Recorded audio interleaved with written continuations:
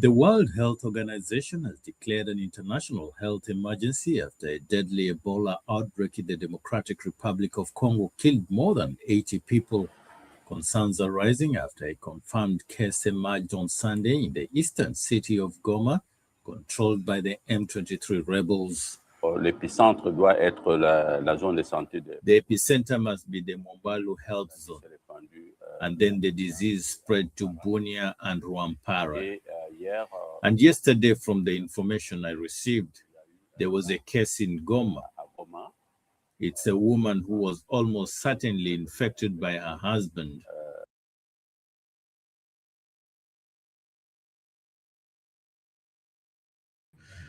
Welcome to This Week in Africa, your weekly live stream. We talk about all things happening on the continent. We are a little late today, so apologies for that. And but we weekly talk about all things pertaining to what's happening on the continent. So today we're going to talk about the global health emergency, or what's considered a global health emergency, with the Ebola outbreak beginning again, with 88 losing life in DRC, Kagame slamming sanctions, and the U.S. attempting to return and have relations in the Sahel region. Before we get into today's stories, we will start with some introductions. So I'll turn it over to my co-host before I introduce myself.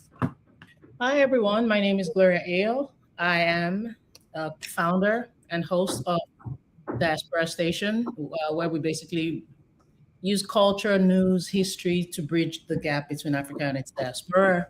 And of course, I co-host, and I'm not saying of course like, ooh, in a cocky way, but always honored to co-host This Week in Africa with Joe Hotagwa.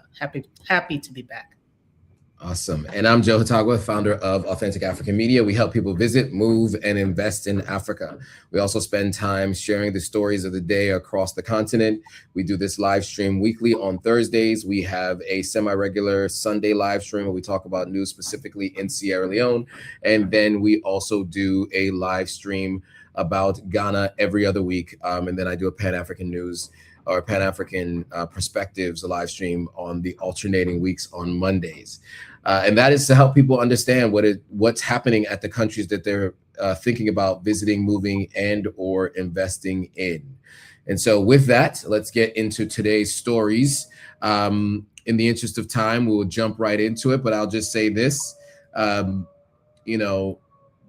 obviously a fast-moving outbreak in the DRC right now, and this strain of Ebola has gotten more than 80 people to experience loss of life, and it's reached the major city of Goma, which now is under siege by the M23 rebels.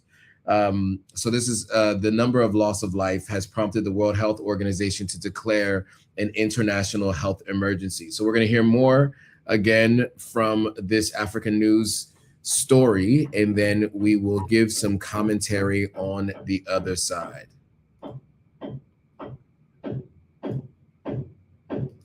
Who died in Bunia, and this woman came to Goma, developed symptoms, and her test came back positive. Et le test a été positif. Africa Centers for Disease Control and Prevention said on Saturday that 88 deaths and 336 suspected Ebola cases have been reported so far in the outbreak. It is an epidemic that will spread very rapidly, all the more so as it has broken out in a densely populated province with a high concentration of people and a great deal of population movement. And then, of course, there is the added complication that there are many armed groups in this province. That is what will make managing this epidemic very, very complicated. Officials said Saturday the Ebola strain first identified in 2007 has killed a Congolese national in neighboring Uganda.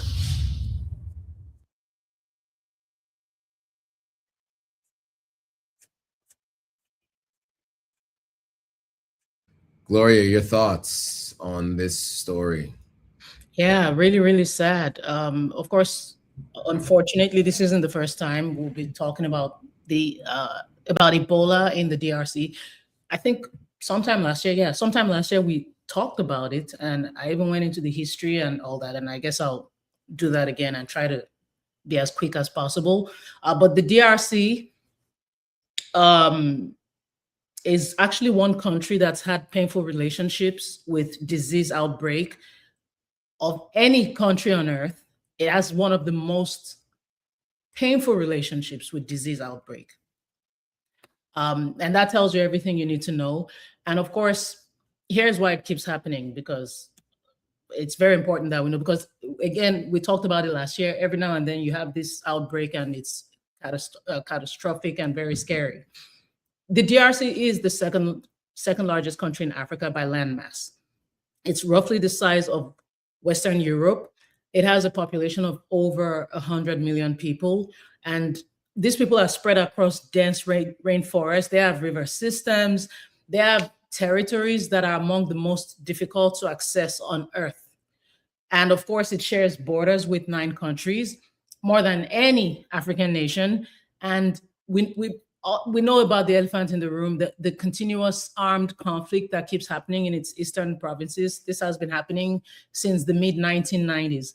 This conflict is part of the reason that Ebola keeps happening there and why it keeps being so difficult to contain. The Ebola virus was first identified way before that, 1976, in Zaire, in what is now DRC, near what you call the Ebola River. And even though there was an outbreak in Sudan, unfortunately, because of this geography that I've described, and just that gives you an idea of how the DRC is situated and why it keeps getting this attack. And they named the virus after the river. So it's really sad. I think what hurts me the most is the fact that the Ebola virus is now almost being associated with Congo. And it's just really, really unfortunate. I mean, Congo has a lot it's already dealing with. And then to add this to it, it's just a lot of complications. And hopefully Congo gets free in every way. And I do believe, and this is why we keep saying justice for Congo, free Congo. Once there's freedom, to a large extent, I think they'll be able to better contain this outbreak that keeps resurfacing.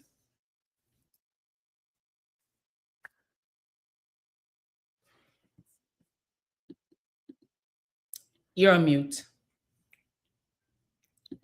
Sorry, some construction happening in the background. So as you mentioned, there are so many countries bordering the DRC, and that's why this has been considered a global health emergency, because people traveling in and out of country there, and I think one of the things to keep in mind is a epidemic like this gets exacerbated by the fact that you have so many people that are unhoused and displaced because of the many different conflicts that are happening within country, right? So you have people that are in densely populated areas, in these encampments where it can spread very quickly amongst people.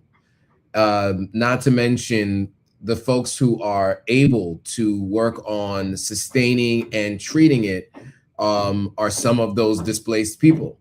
And when you talk about major cities where now you have these insurgent groups, or really what I would say like terrorist groups taking them over, it makes it very difficult for those who come in to help. And then the other thing is, for years, there's always been a global system in place to try to suppress the Ebola virus. Whatever you guys believe out there, whether you believe in it or not, there were systems in place. With the onset of Doge, you guys might remember it. It was one of the many things that happened with this administration over the last year. They let go of so many different people who are responsible for tracing and implementing systems and communicating with people in terms of what they can do to protect themselves and even treatment. Much of that assistance and cooperation is no longer in existence. And so that also impacts things greatly. And that's how you get to a place where 88 have experienced loss of life. So it is one issue exacerbated by another We'll continue to watch it, and we hope that it does end up getting sustained and contained.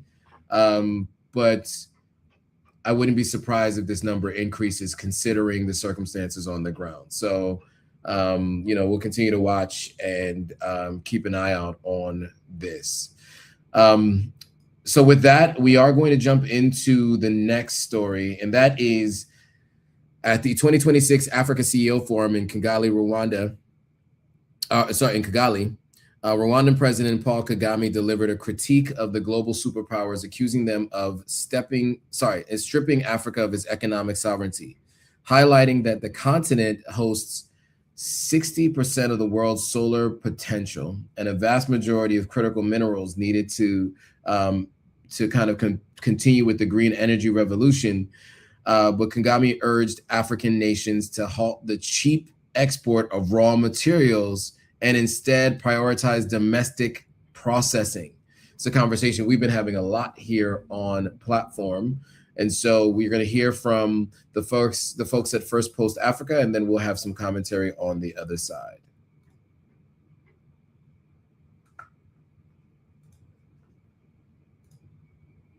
Our story now, Rwandan President Paul Kagame has issued a stern warning to African nations. Stop letting global superpowers rip you off. Speaking at the Africa CEO Forum in Kigali, Kagame has urged African nations to finally leverage their own wealth. He says it is time to say no to partnerships that strip the region of its economic sovereignty. Paul Kagame says that Africa has been silent for too long, and he claims the continent is losing its resources cheaply to those who have the power and know what they want. I'll leave it there. You might notice when they pan to the audience, how many Africans did you see? But anyway, Gloria, your thoughts on what Kagame said at this CEO forum. I just thought that was interesting. I wanted to just point that out as, because it's important to see that. But your thoughts, Gloria, on this, on what Kagame said. Yeah.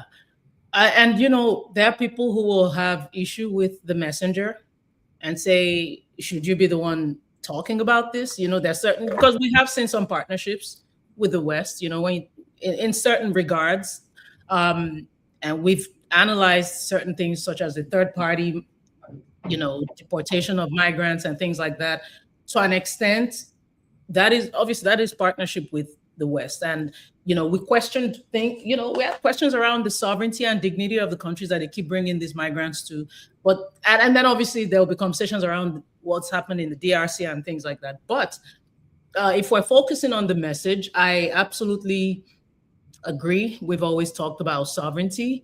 We've always talked about African countries, looking to themselves. And I think this is a really well-timed message, obviously because of what happened with France coming to visit Kenya and all the noise and drama that came with that visit. And then you're having people, obviously like William Ruto, even a known businessman in Nigeria, Tony Elumelu, who I saw a video on, and I have an analysis on that coming up this week, but actually talked about how we should forget the past and let's forge forward, So yeah, so I appreciate a message like this. And that is the same message we've all been saying. And it is because of the history of our continent that we need to be more aware. Sovereignty of our continent is key to our freedom because Africa is not truly free. So I am completely with Kagame on that. I do agree that African leaders should look to themselves and get that sovereignty. And for the record, when we're speaking historically, when Rwanda was going through what it was going through back then in 1994, the United Nations, France, Belgium, the US chose not to intervene. So to an extent, Rwanda does have the moral authority to give that message. Yeah, I mean, and to your point about, some people being worried about the messenger, yes, third party third-party migrant deals, other deals, health deals, etc. And then, of course, the accusations of being involved with the M23 rebels in the DRC, right? I think all of those lead to people saying that they don't like the messenger. However, the message is important, and the message does need to come from Africa. And, you know, I think, you know, that's one of those things where it's tough, right? Because of all the things I just said. But the most important thing is what was said. And what was said was Africa needs to stop being taken advantage of. Africa needs to begin the process of refining those resources in country, and not just sending out the raw materials. Because unfortunately, the raw materials themselves don't have as much value as when they're refined and into something else. They have different use cases. And so Africans are losing in two ways. One, because raw materials don't generate as much revenue as they should. And so Africans selling those, but they're also selling them at discounted rates, right? So you're selling raw materials that you can generate more revenue for your country and for your people. Whichever country we're talking about, and in whatever particular instance we mean, and that, you know, that's uranium, that's gold, that's copper, that's you know, Cobalt, you know, diamonds, whatever, right? Many times the raw materials, oil, right? The raw materials are sent elsewhere and refined. So yeah, I think what's really important is to those things that we've been talking about here, and seeing Africa actually bring that in-house and do more trading internally, and also refining these things internally. So with that, I mean, look, it's an important message, but, you know, obviously people take issue with the messenger, but don't lose sight of the message because it's still very important. yes. All right, so now with that, next we are moving to Nigeria, which actually, as we've talked about before, Nigeria is escalating. As we talked about before, they've had some jihadist militants. Some say tied to ISIS, some say tied to Al Qaeda, and they had joint U.S. strikes hit militants after the 46 kidnapped in school raids recently. So Nigeria continues to battle both jihadist insurgents in the northeast and what they call criminal gangs known as bandits, who frequently target rural communities and schools for ransom. And so there was a bombing raid that happened recently. So we'll play this story from African News and have some commentary on the other side. Nigeria is escalating military pressure on armed groups even as insecurity continues to spread across the country. In the northeast, Nigeria and the United States carried out fresh airstrikes against Islamic State-linked militants on Sunday. According to United States Africa Command, the Nigerian defense officials, the coordinated operation killed at least 20 fighters in ongoing efforts to dismantle the networks. Authorities say the strikes are part of a broader campaign following earlier joint operations targeting senior jihadist figures. Meanwhile, in Southwest, the Christian Association of Nigeria reported that 46 people, mostly children, were kidnapped in coordinated attacks on 3 schools in Oyo State. Armed gunmen stormed multiple schools, abducting pupils and staff in a wave of violence, the first temporary closures before schools were later ordered to reopen. Nigeria continues to battle both jihadist insurgents in the northeast and criminal gangs known as bandits, who frequently target rural communities and schools for ransom. All right, so Gloria, your thoughts? Oh, Yeah, so Trump actually described this man, al-Minuki, as the second in command of ISIS globally. Well, analysts are saying that this is actually off the mark. They're saying al-Minuki was actually the deputy of a man known as Abu Musab al-Barnawi, who was the leader of the Islamic State West Africa province and was reported to have been unalived in 2021. And this is, Nigerians are also, as far as Nigerians are concerned, they're very concerned about the fact that this particular person, this Al Minuki person, has been claimed. They claim to unalive him prior. So people are really confused. Like, okay, what is the deal? Was he unalive? What is the U.S. talking about? And the U.S. actually made the announcement before the Nigerian government came in. So yeah, all that has actually been very confusing, and we don't even know what in the world is going on. But anyway, the fact that the operation itself happened, reportedly it did happen, has been confirmed, and the Nigerian government has basically come out in what looks like a partnership with the U.S. Obviously, we know that this partnership has been ongoing since the U.S. had its boots on the ground, and them confirming this, I guess, does solidify the fact that this is indeed a partnership. There's a lot also happening in Nigeria. While this looks like a great move forward, things are happening. These terrorists have gone into the southwest. Just recently at a school, teachers, the principal, they were all taken. I mean, children were from a school. Children were taken. A teacher was unalived. And it was recorded, and that video was circulating everywhere. So while we have the U.S. in Nigeria, and we appreciate whatever all this stuff is, right, great optics, as far as from a global perspective, but we still have this terrorism happening. People are not feeling safe anymore. It's now no longer just the north. Now they've gone into the southwest, and that's close to. But this one I told you about happened in Oyo State. Oyo State is close to Lagos State. So it's really scary what's going on now. And we hope this so-called partnership yields fruit and this terrorism eventually can be stopped. Yeah, agreed, 100%. I mean, I don't know, I'm of two minds on this. I'd love to have seen Nigeria partner with their countries to the north on something like this. Obviously, we saw recently that Niger and Burkina Faso had joint airstrikes in Mali against those jihadist groups in Mali.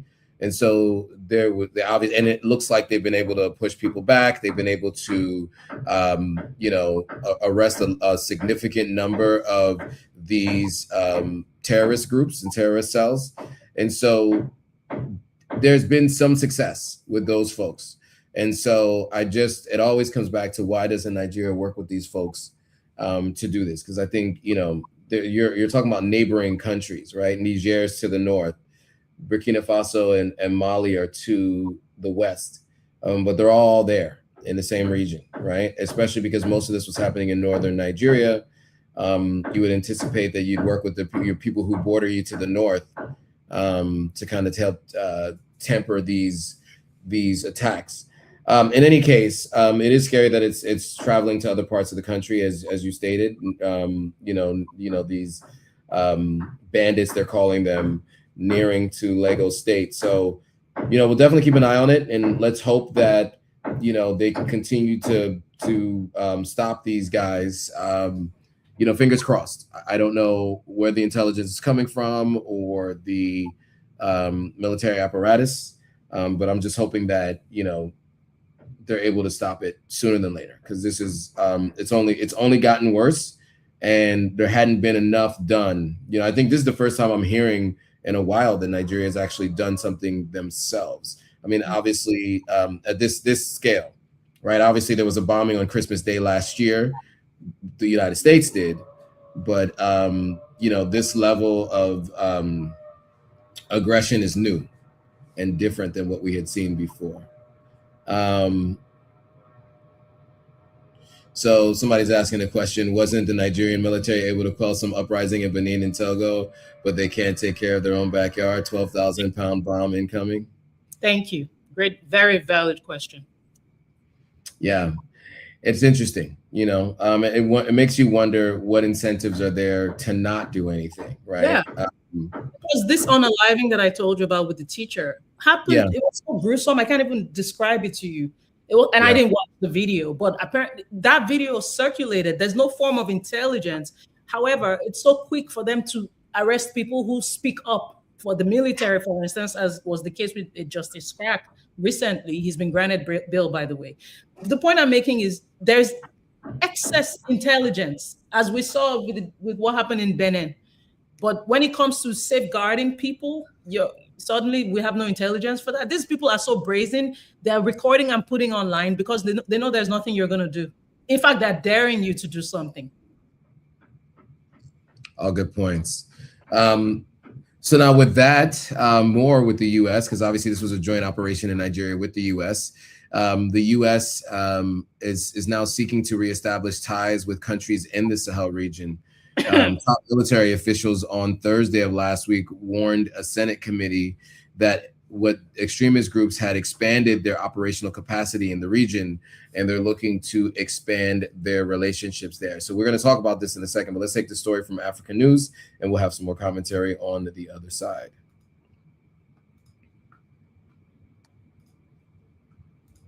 After years of sidelining the Sahel's military rulers, the United States is moving to engage more with countries in the region. Top military officials warned a Senate Armed Services Committee hearing on Thursday that extremist groups had expanded their operational capacity. Today, the epicenter of global terrorism is in Africa. ISIS leadership is African. Al-Qaeda's economic engine is in Africa. Both of these groups share the will and intent to strike our homeland. In West Africa, Al-Qaeda affiliate JNIM has demonstrated increased capacity to control key terrain in the Sahel, most notably by strangling fuel supplies around population centers. The capture of a capital city would provide Al-Qaeda with all the trappings of a nation state to sponsor global terrorism.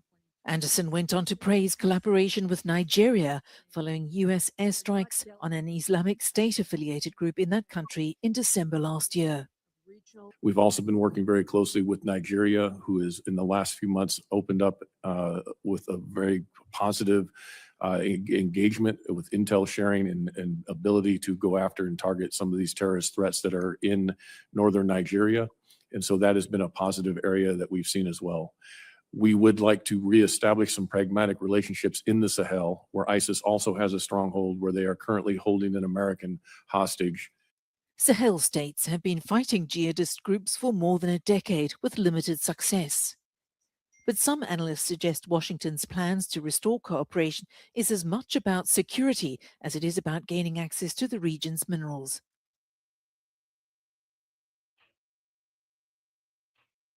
As it is about getting access to the region's minerals. That's where they ended that video.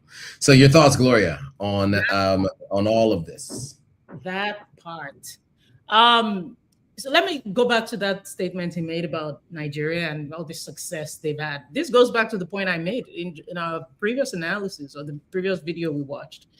Bro, there's still a lot of terrorism in Nigeria. So don't make it seem as if there's been all this success. You know, there are headlines, all this sensationalizing and all these beautiful optics. I get it, but it's still very unsafe in Nigeria. So could we please not use that as a reason for you to now, suddenly want to do the same thing in the Sahel? And I also want us to get to the root of the problem. There are a lot of allegations out there and reports that point to certain countries in the West having something to do with what's going on in the Sahel. Mm-hmm. So the solution, y'all don't think we forgot. It was around this time last year, the world stood up for Ibrahim Traore and the entire Sahel region and asked you to leave Africa alone. And now you're coming back cap in hand, like it's okay to be like, man, our bad. Could you pretty please give us some access? Let's see if we can work together. I'm not even sure at this point there's any trust there. I think you've done enough, and the Sahel seems to be handling what they're handling just fine. Thank you very much. But I don't think there's trust, definitely not among the people, because y'all didn't, just because you've rebranded and brought another face to the whole picture, you think, and that Nigeria is partnering with you. I mean, we're not surprised about that. We expected that. So don't come trying to act like, it's in a sense dismissive of everything that's happened. There's no accountability for what they did and how disrespectful they were. You made a threat. Langley made a threat. as it were. And people stood up and said no. And then you're going to just come back and ask, you're asking us to, do you really want to help us, or you want the minerals as they asked? Yeah, absolutely. And to your point, Michael Langley was the person who would have been sitting in that seat this time last year when he made the statement about Ibrahim Traore, which led to all of those protests around the world in support of Ibrahim Traore. So yeah, good point. New face, same message. Well, slightly different message. Now the message is we need to get in here. So, you know, look, I really wish that last statement wasn't one that I think we all believe to be true about the minerals, right? But we just know this as a historical fact. Western countries do not get involved in other countries unless there is a mineral advantage for doing so. We just don't. And, you know, we do get involved in other countries sometimes. And when I say we, I mean the West, because that's where I spend, you know, more than half of my time, do get involved in countries where there's a material benefit only. So that's what we're seeing here, in my opinion. And I think that's what they were saying in this video about what analysts think. That's just how it works. And it's how it's always been. And so we can't expect any different. You know, with that, there's little time left. So maybe we can run off a few headlines that we didn't get a chance to cover today. So one is that the U.S. plans a major expansion of Afrikaner refugee admissions to the United States after obviously having all those bans on different African countries for visas. And they're talking about removing temporary protective status for many different countries, including Haiti and a few others, but increasing refugee status from Afrikaners, which are, if you guys aren't familiar, these are people of Dutch descent living in South Africa who are now continuing to get refugee status in the United States. Your thoughts on this as we run through the rest of the headlines? No surprise. No surprise at all. So a couple other things. Ghana concludes its IMF bailout. Reported on this on Monday. They had gone through 17 or 18 different bailouts through the International Monetary Fund, right? Isn't that what IMF stands for? Mm-hmm. And this last time, they basically were told, or it was determined that they don't require another bailout. There's a different framework for the deal they're going to do with the IMF, but there's not another bailout required because of the improvements that the current administration and potentially the former administration have made in Ghana. Any thoughts on them no longer needing another bailout in particular with the IMF? That's what we're hoping for. Shout out to Namibia, clearing their debt with the IMF, and any country that's able to stand. My country is borrowing from the World Bank, by the way, but I think you'll get to that. So yeah, thank you. But yeah, why are we in debt? What did Thomas Sankara say about owing? You know, it's never going to favor us, ever. Right. Few more quick notes. When it comes to, so Ethiopia and Dangote have a recent collaboration, Dangote. Any thoughts on his expansion to Ethiopia? Okay, maybe I should, if you don't mind, I want to quickly complete my thought on what I just said. Sure. I thought we'd get to it, but I don't think we'll have a chance to. Nigeria is borrowing from the World Bank, over $1 billion from the World Bank. And when Nigerians went to the comments section of the World Bank to tell them, please, we don't want any more money because we know our generations are going to pay that money. You know what the World Bank did? They closed their comments section. Yes. So that's when right. I say we're still borrowing, I'm talking about Nigeria. Nigeria is still busy borrowing. But anyway, what was it? Okay, Ethiopia, Dangote. Yeah, see, collaborations can actually happen within the continent. These are the kinds of things we love to see. Partnership within the continent. You don't have to go outside. We have people like Dangote who have money. and will, they have enough. Well, countries have money for even removing individuals from it. So it's very possible, and here's the proof. Yeah. Okay. And then any thoughts on Togo on the visa-free border operations? Yet another thing we'd love to see throughout the continent. If we're talking about sovereignty, if we're talking about unity, we need unity, because as we know, there's a lot of tension throughout the continent right now. These borders have done far more harm than good. So yes, thank you, Togo. Yay. Shout out, Togo. We want more. Yes, absolutely.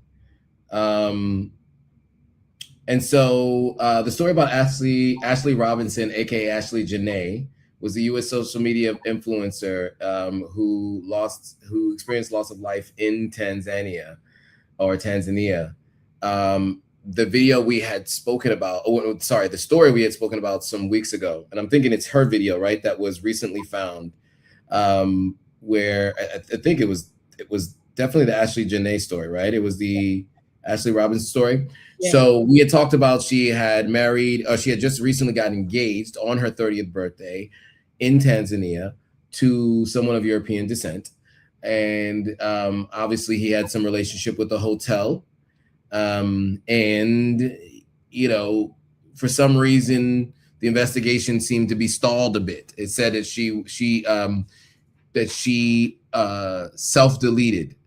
And I think there was a lot of questions about whether or not that would have happened. Her family obviously disputed that. We're asking for answers. They weren't given any answers.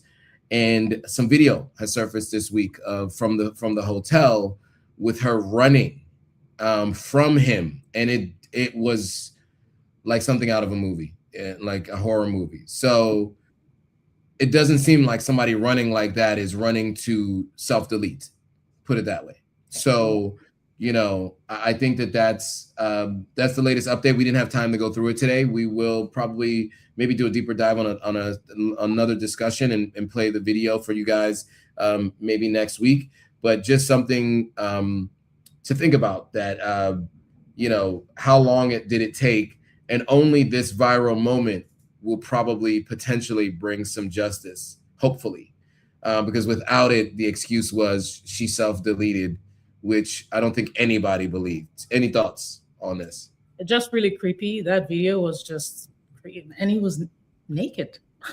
Yeah, it was really strange, and scary. And it's like, where was the security the whole time? For a hotel of that level, I mean, obviously bad business for them in general, this whole story, but a hotel of that level, operating at that level, had no security, nobody. Okay, so they separated them, and I'm guessing that happened after the fact, maybe shortly before the deletion happened. It's just really sad and creepy. Please, everyone, be safe out there. And to those saying she deserved it and all, I get your perspectives on it, but at the end of the day, she did not deserve to be unalived that way. Not cool. She didn't deserve to be unalived at all. Yeah, I mean, look, I think that they're conflating a couple different things in those discussions, right? People saying that people who select are different ethnic groups than their own, because they say their own ethnic group is too violent, et cetera, et cetera. I think a lot of people are attributing many people's conversations to her.